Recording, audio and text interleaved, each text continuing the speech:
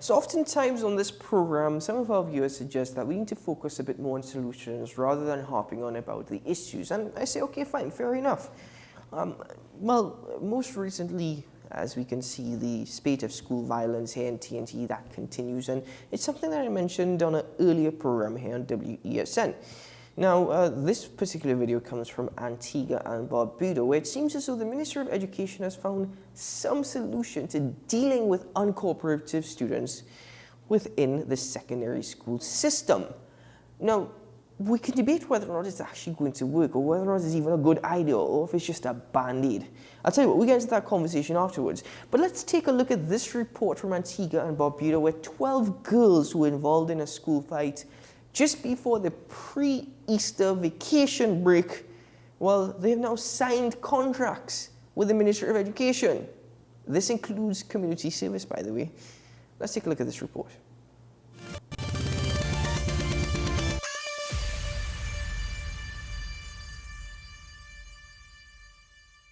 Director of Education Claire Brown explaining some of the key outcomes from a meeting of the Education Ministry last Friday. The Ministry of Education would have determined that all of the children would be placed on behavioral contracts, would be subjected to counseling, and they too, each of the 12, would be put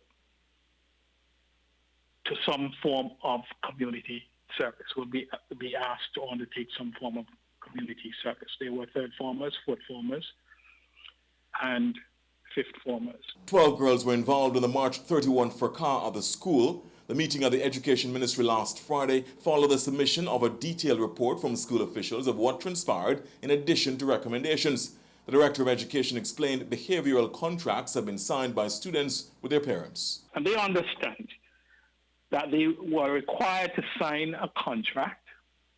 And the behavioral contract that we required them to sign talked about coming to school every day, going to classes on time, staying on the school grounds, be prepared with the appropriate materials, have a positive attitude, and focus on learning, take responsibility for personal belongings and respect other people's property, not engage in any form of bullying, inclusive of cyberbullying, resolve conflicts, seek to resolve conflicts peacefully. 1 third former and 2 fourth formers have been identified by the school as major players in the brawl. It has been made clear to them in no uncertain terms what is expected of them going forward. The ministry will go to the ultimate in the event there is the last resort punishment allowed by law in the event that there is any major breach. We understand that we have to counsel, we have to encourage, we have to support,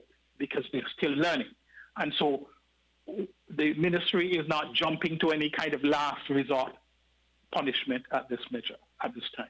Meanwhile, in relation to fifth formers involved in the brawl, they have been told there can be no breach between now and graduation day. They will get their certificate to say they're leaving school, but they will not be allowed to participate in the graduation exercise. They need to keep the peace. The education director says the ministry will ensure that the counselors at the school are supported by the ministry's counseling unit. Well, rather than expressing concern over an issue, have you heard that before? Right. I'm very concerned. You know, the Director of Education in Barbados has spoken as to what came out of that meeting with those 12 girls involved in that particular brawl. Now, they've signed behavioral contracts, part of which includes community service. The parents are well aware of the contracts and also agree to have their children sign contracts. They will be given their certificate once there is good behavior between now and the end of their school year, but they will not be allowed to participate in graduation.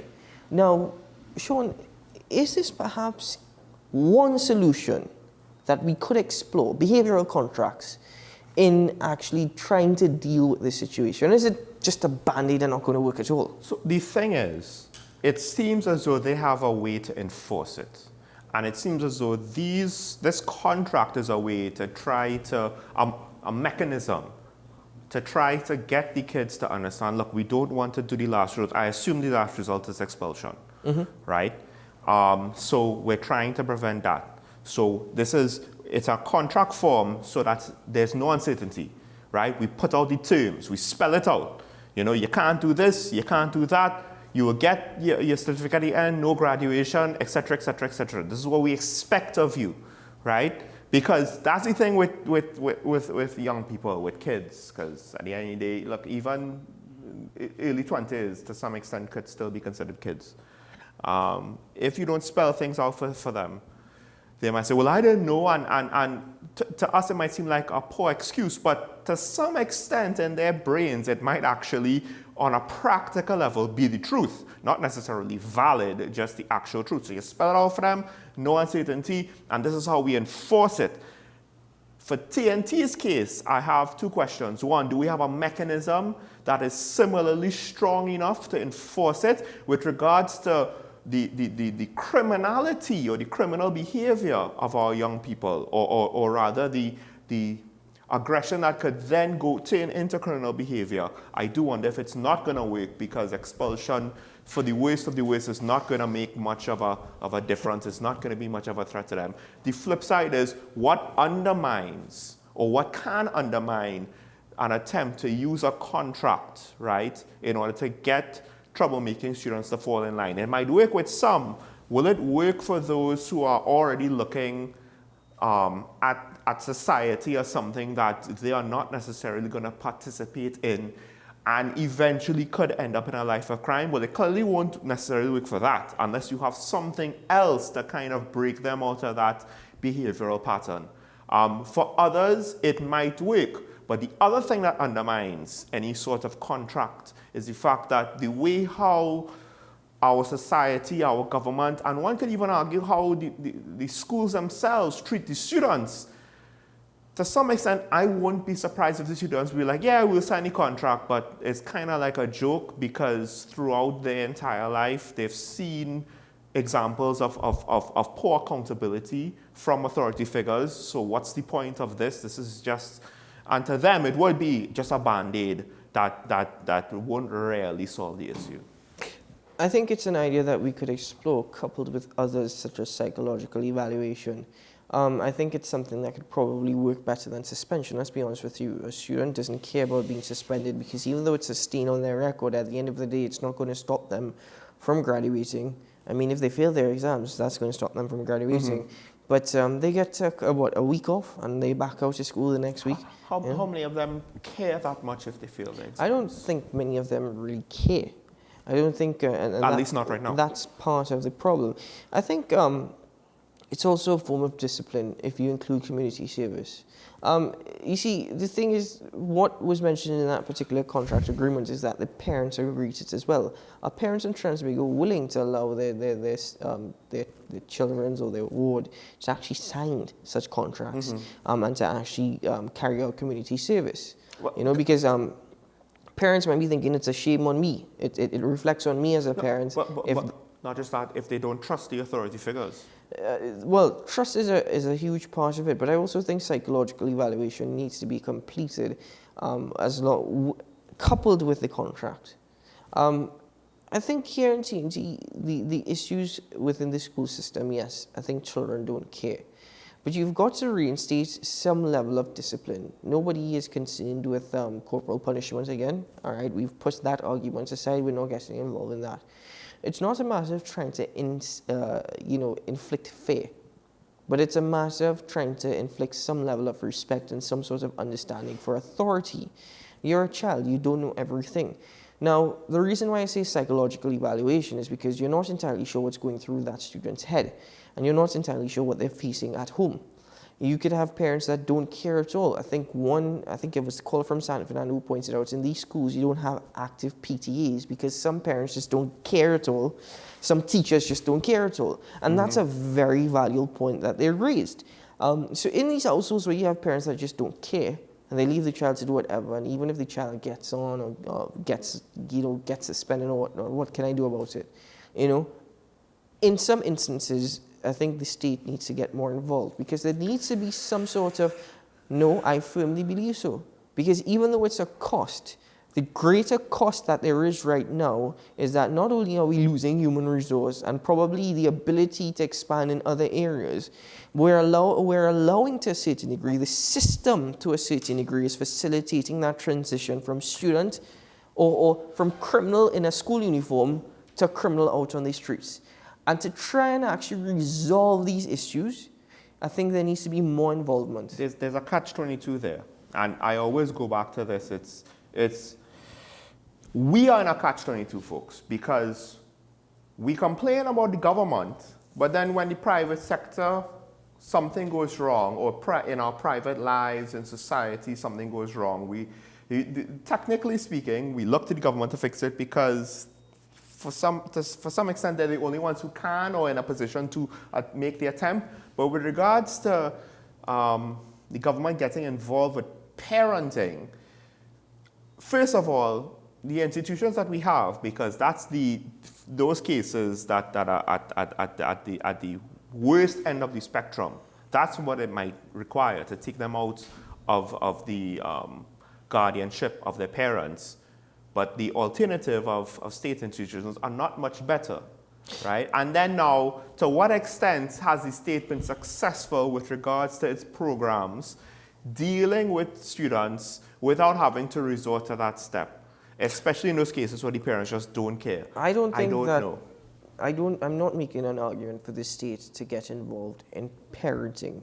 I'm making an argument for the state to get involved in the education aspect and the discipline aspect.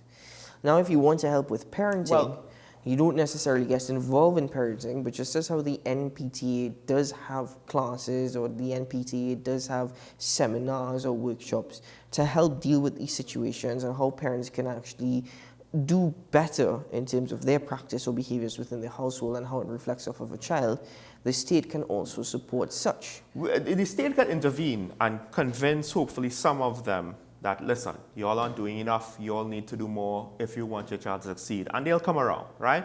I truthfully believe that there will be those who they just don't know any better, they'll come around. However, the ones that truly do not care about their children, right?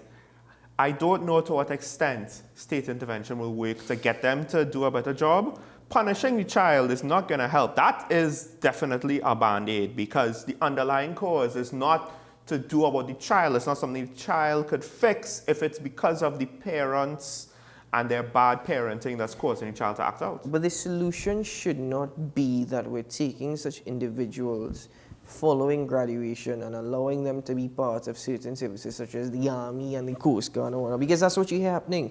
You know, I go and leave school at Form 3 or Form 5, and I know many people who say, okay, you know, we've ended up in the Army, we've ended up in, the Defense Force, we've ended up with the Coast Guard. So I've met some people who've ended up in the Trans-Tobago Police Service. Right? Nothing wrong with that. If you're looking for a job and you're trying to go on a better path or forge a better path, because that actually should be. The mistakes as a teenager, yes, you know, I'm trying to better myself now. But it should not be, okay, you know what? If anything happens to me after Form 5, I don't make it through, I don't really care what, I will just do this. No, but to some extent, you know, history has shown, time immemorial, people who are maladjusted to society, and sometimes it's literally because they don't fit. They are wrong. It's a round hole that we call society, and they are square pegs. And national security services are like a different type of lifestyle that works for them. Also, there's the fact that, look, usually that basic training aspect will get some discipline back into their lives and turn them around.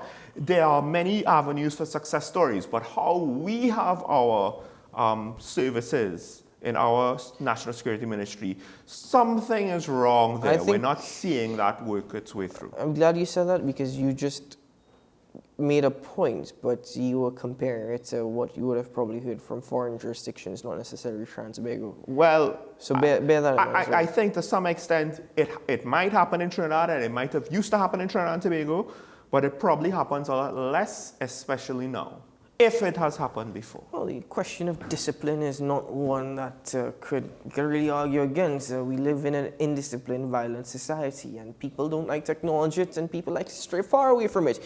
It's in a blind eye to it, but I'll tell you what, we'll try our very best to continue to speak about solutions, and we'll try our best to do our part